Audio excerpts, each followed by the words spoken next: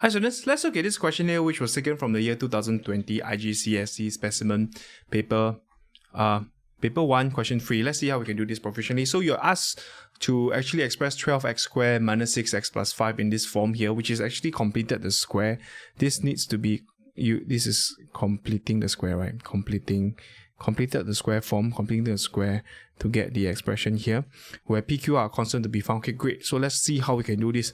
Now, as for completing the square, actually there are many ways to do completing the square. Okay, but the one which I prefer to use is actually just this x squared plus bx, just this expression here, because actually when you're completing a square, basically two terms of x squared and x are involved. The constants actually not so much. So typically I'll tell students to just remember this formula here, which is complete this square here will just be x plus b over 2 square minus b over 2 square. Okay, because when you expand this, you need to get rid of, in order for them to be equal, you need to get rid of that. So I usually just use this formula here, because it's quite handy, I would say. So let me demonstrate to you. This is x squared minus 6x plus 5.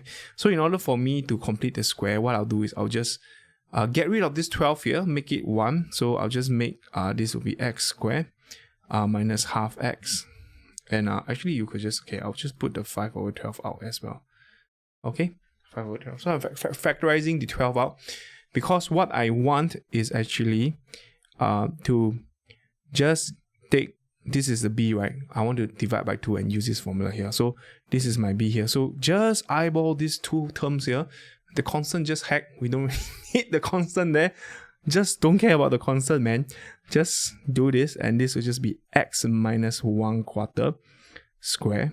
Okay, basically when you take half, minus half divided by 2 will be 1/4, right? Or if you're not comfortable with this expression here, you can just put half here and 2 like that as such. So minus half divided by 2, and just remember the minus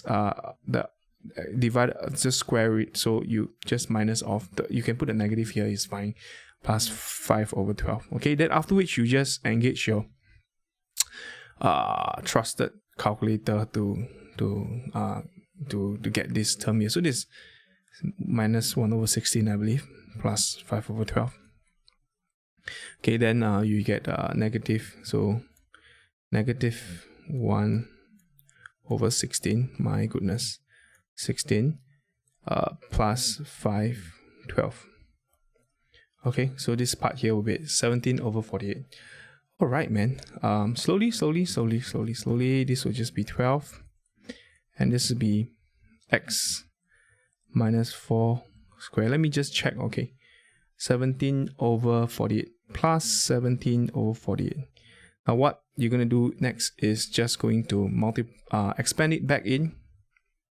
Just expand it back in. Okay, so to multiply with 12. This will be 17 over 4. Great, man. So this will be 12 x minus 1 over 4 square plus 17 over 12.